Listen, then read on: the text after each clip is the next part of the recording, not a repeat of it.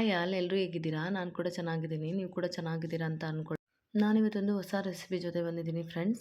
ಏನಂದರೆ ಕರ್ಜಿಕಾಯಿ. ಕರ್ಜಿಕಾಯಿನ ಕೆಲವೊಬ್ಬರು ಕೆಲವೊಂದೊಂದು ರೀತಿಯಲ್ಲಿ ಮಾಡ್ತಾರೆ. ಹಾಗೆ ನಾನು ಕೂಡ ಕೆಲವೊಂದು ರೀತಿಯಲ್ಲಿ ಸುಮಾರು ರೀತಿಯಲ್ಲಿ ಮಾಡ್ತೀನಿ. ಅದರಲ್ಲಿ ಇವತ್ತು ನಿಮಗೆ ತೋರಿಸ್ತಿರೋದು ಬರೀ ಕಡಲೆಬೀಜ, ಬೆಲ್ಲ ಯೂಸ್ ಮಾಡಿ ತೊಗೊಳ್ಳೋವಂಥದ್ದು. ತುಂಬ ಚೆನ್ನಾಗಿರುತ್ತೆ. ಹೆಲ್ದಿ ಕೂಡ ಒಳ್ಳೆಯದಿರುತ್ತೆ ಫ್ರೆಂಡ್ಸ್. ನಾನು ಇವತ್ತು ಬರೀ ಕಡಲೆಬೀಜ ಯೂಸ್ ಮಾಡಿಕೊಂಡು ಚಳಿಗಾಲಕ್ಕೆ ಕೂಡ ತುಂಬ ಒಳ್ಳೆಯದಿರುತ್ತೆ. ಸೊ ಅದಕ್ಕೋಸ್ಕರ ತೋರಿಸ್ತಾ ಇದ್ದೀನಿ. ಬನ್ನಿ ಈ ಕಡಲೆಬೀಜ ಮತ್ತು ಬೆಲ್ಲ ಯೂಸ್ ಮಾಡಿಕೊಂಡು ಕರ್ಜಿಕಾಯಿನ ಹೇಗೆ ಮಾಡೋದು ಅಂತ ನೋಡೋಣ. ಅದಕ್ಕೆ ಬೇಕಾಗಿರೋ ಇಂಗ್ರೀಡಿಯೆಂಟ್ಸು ಕಡಲೆಬೀಜ. ನಾನೊಂದು ಅರ್ಧ ಕೆಜಿ ಕಡಲೆಬೀಜ ತೊಗೊಂಡಿದ್ದೀನಿ. 1/4 ಕೆಜಿಯಷ್ಟು ಚಿರೋಟಿ ರವೆ ತೊಗೊಂಡಿದ್ದೀನಿ. ಒಂದು ಅರ್ಧ ಕೆಜಿಯಷ್ಟು ಬೆಲ್ಲ ತೊಗೊಂಡಿದ್ದೀನಿ. ಒಂದು 2 ಕಪ್ಪಷ್ಟು ಅಂದರೆ ಒಂದು 1/4 ಕೆಜಿಯಷ್ಟು ಮೈದಾ ತೊಗೊಂಡಿದ್ದೀನಿ ಫ್ರೆಂಡ್ಸ್. 7ರಿಂದ 8 ಏಲಕ್ಕಿ ತೊಗೊಂಡಿದ್ದೀನಿ.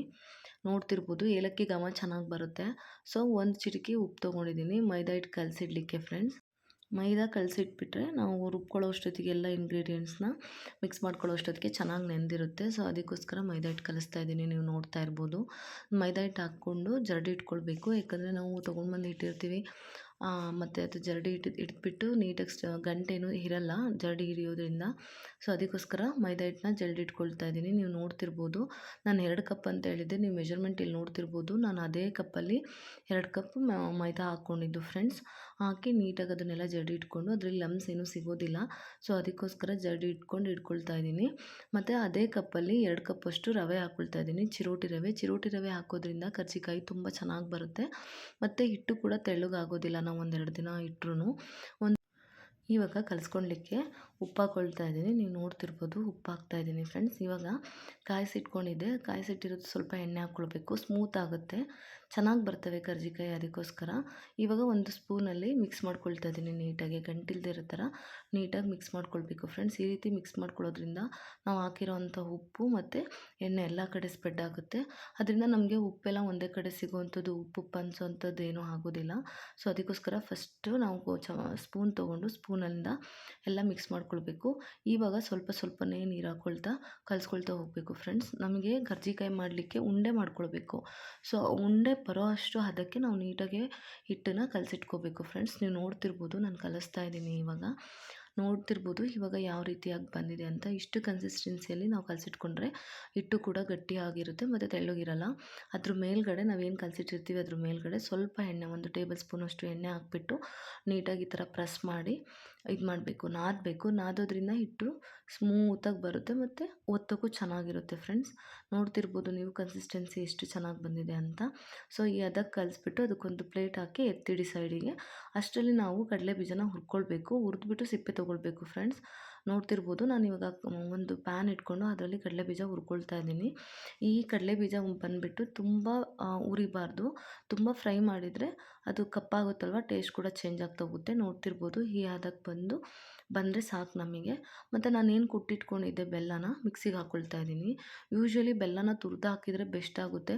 ಬಟ್ ನಾನು ಈಸಿಯಾಗಿ ಬೇಗ ಆಗಿಬಿಡುತ್ತೆ ಅಂತ ಮಿಕ್ಸಿಗೆ ಹಾಕಿದೆ. ಇದು ಸ್ವಲ್ಪ ಟೈಮ್ ತೊಗೊಳ್ತು ಅಂತಲೇ ಹೇಳ್ಬೋದು. ನೋಡಿ ರುಬ್ಬಿ ಸೈಡಿಗೆ ಎತ್ತಿಟ್ಕೊಂಡು ನಾವೇನು ಕಲಸಿಟ್ಟಿದ್ವಲ್ಲ ಮೈದಾ ಹಿಟ್ಟು, ಅದನ್ನು ಚೆನ್ನಾಗಿ ನೆಂದಿರುತ್ತೆ ಫ್ರೆಂಡ್ಸ್. ನೀವು ನೋಡ್ತಿರ್ಬೋದು ನಾನು ಉಂಡೆ ಮಾಡಿ ಎತ್ತಿಟ್ಕೊಂಡಿದ್ದೀನಿ. ಸೊ ಈ ರೀತಿಯಾಗಿ ಇಷ್ಟು ಗಾತ್ರದಲ್ಲಿ ಉಂಡೆ ಮಾಡಿ ಎತ್ತಿಟ್ಕೋಬೇಕು. ಸೊ ನಮಗೆ ಯಾವ ಮೀಡಿಯಮ್ ಸೈಜು, ಕೆಲವೊಬ್ಬರು ದೊಡ್ಡದಾಗಿ ಮಾಡ್ತಾರೆ, ನಾವು ಸ್ವಲ್ಪ ಚಿಕ್ಕದಾಗಿ ಮಾಡ್ತೀವಿ. ಇನ್ನು ಕೆಲವೊಬ್ಬರು ಮೀಡಿಯಮ್ ಸೈಜ್ ಬೇಕಂತ ಮೀಡಿಯಮ್ ಸೈಜ್ ಮಾಡ್ಕೊಳ್ತಾರೆ. ಸೊ ನಾನು ಇಷ್ಟು ಮೀಡಿಯಮ್ ಸೈಜಲ್ಲಿ ಮಾಡ್ಕೊಳ್ತಾ ಇದ್ದೀನಿ. ಸೊ ಏನು ಮೈದಾ ಹಿಟ್ಟನ್ನ ಕಲಸಿಟ್ಕೊಂಡಿರ್ತೀವಿ ಅದರಲ್ಲಿ ಎಲೆ ಮಾಡ್ಕೋಬೇಕು. ನೋಡಿ ಈ ಥರ ಉಜ್ಜಿಟ್ಕೊಂಡು ಸೈಡಿಗೆ ಈ ಒಂದು ನಾನು ಕರ್ಜಿಕಾಯಿ ಮೇಕರ್ ಬರುತ್ತಲ್ವ ಅದು ತೊಗೊಂಡಿದ್ದೀನಿ. ಸೈಡಿಗೆಲ್ಲ ನೀರು ಹಚ್ತಾ ಇದ್ದೀನಿ ಫ್ರೆಂಡ್ಸ್. ನೀರು ಹಚ್ಚೋದ್ರಿಂದ ಅದು ಗಟ್ಟಿಯಾಗಿ ಹಿಡ್ಕೊಳ್ಳುತ್ತೆ. ಸೊ ದಟ್ ನಾವು ಎಣ್ಣೆಯಲ್ಲಿ ಹಾಕುವಾಗ ಅದು ಹೊಡೆದೋಗೋದಿಲ್ಲ. ಹೊಡೆದೋದ್ರೆ ಎಣ್ಣೆ ಕೂಡ ವೇಸ್ಟ್ ಆಗುತ್ತೆ ಅಂತಲೇ ಹೇಳ್ಬೋದು.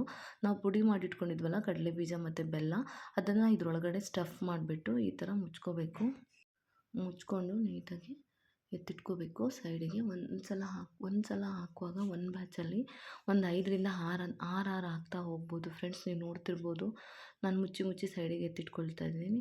ತುಂಬ ಚೆನ್ನಾಗಿ ಬರುತ್ತೆ. ಸೊ ಈ ರೀತಿಯಾಗಿ ಮಾಡೋದ್ರಿಂದ ಶೇಪ್ ಕೂಡ ಒಂದೇ ಇರುತ್ತೆ ಮತ್ತು ಸೈಜ್ ಕೂಡ ಒಂದೇ ಥರ ಬರುತ್ತೆ. ನೋಡ್ಲಿಕ್ಕೆ ಕೂಡ ತುಂಬ ಚೆನ್ನಾಗಿ ಕಾಣಿಸುತ್ತೆ ಅಂತ ನಾನು ಈ ಕರ್ಜಿಕಾಯಿ ಮೇಕರ್ ಇಂದನೇ ಮಾಡ್ತಾಯಿದ್ದೀನಿ ಅಂತಲೇ ಹೇಳ್ಬೋದು ಫ್ರೆಂಡ್ಸ್. ಇವಾಗ ಒಂದು ಪ್ಯಾನ್ ಇಟ್ಕೊಳ್ತಾ ಇದ್ದೀನಿ. ಒಂದು ಪ್ಯಾನ್ ಇಟ್ಕೊಂಡು ಎಣ್ಣೆ ಕಾಯಿಸ್ಕೊಳ್ಬೇಕು. ಸೊ ಒಂದೊಂದು ಬ್ಯಾಚ್ ಹಾಕ್ಬೋದಲ್ವಾ, ಎಣ್ಣೆ ಕಾಯ್ಲಿಕ್ಕೆ ಇಟ್ಟಿದ್ದೀನಿ ನೋಡಿ, ನೋಡ್ತಿರ್ಬೋದು. ಇವಾಗ ಎಣ್ಣೆ ಕಾಯ್ದಿದೆ. ಸೊ ಅದರಲ್ಲಿ ಒಂದೊಂದು ಎರಡೆರಡೆ ಹಾಕ್ಕೊಳ್ತಾ ಬೇಯಿಸ್ಕೊಳ್ಬೇಕಾಗುತ್ತೆ. ನೋಡಿ ನಾನು ಹೇಳಿದೆ 4ರಿಂದ 5 ಹಾಕ್ಬೋದು ಅಂತ. ಒಂದು ಬ್ಯಾಚಲ್ಲಿ ನಾವು 4ರಿಂದ 5 ಹಾಕೋದ್ರಿಂದ ಬೇಗ ಬೇಗ ಆಗೋಗುತ್ತೆ. ಅಷ್ಟರಲ್ಲಿ ಉಜ್ಜಿ ಸೈಡಿಗೆ ಎತ್ತಿಟ್ಕೊಳ್ಬೋದು, ಮುಚ್ಚಿಟ್ಕೊಳ್ಬೋದು ಕರ್ಜಿಕಾಯಿನ. ಸೊ ನೋಡಿ ಚೆನ್ನಾಗಿ ಬಂದಿದೆ. ನೀವು ನೋಡ್ತಿರ್ಬೋದು ಕರ್ಜಿಕಾಯಿ ಹೇಗೆ ಬಂದಿದೆ ಅಂತ. ಸೊ ಇದನ್ನು ನಾವು ಚಳಿಗಾಲದಲ್ಲಿ ಯೂಸ್ ಮಾಡೋದ್ರಿಂದ ತುಂಬ ಚೆನ್ನಾಗಿರುತ್ತೆ, ತುಂಬ ಹೆಲ್ತ್ ಕೂಡ ಒಳ್ಳೆಯದಿರುತ್ತೆ ಫ್ರೆಂಡ್ಸ್. ನಾವೇನು ಬ್ಲಡ್ ಕಡಿಮೆ ಆಗಿದ ತಕ್ಷಣ ಕೆಲವೊಂದು ಡಾಕ್ಟರ್ ಹೇಳಿರ್ತಾರೆ ಚಿಕ್ಕಿ ತಿನ್ನಿ ಅಂತ. ಸೊ ನಾವು ಈ ರೂಪದಲ್ಲೂ ಕೂಡ ಇದನ್ನು ತೊಗೊಳ್ಬೋದು ಅಲ್ವಾ, ಅದಕ್ಕೋಸ್ಕರ ನಿಮಗೆ ತೋರಿಸ್ತಾ ಇದ್ದೀನಿ. ಈ ವಿಡಿಯೋ ನಿಮಗೆ ಇಷ್ಟ ಆಗಿದ್ದರೆ ಲೈಕ್ ಮಾಡಿ, ಶೇರ್ ಮಾಡಿ, ಸಪೋರ್ಟ್ ಮಾಡಿ ಫ್ರೆಂಡ್ಸ್. ನೆಕ್ಸ್ಟ್ ವಿಡಿಯೋದಲ್ಲಿ ಸಿಗ್ತೀನಿ. Thanks for watching my vlogs. Thank you. Bye bye. Take care.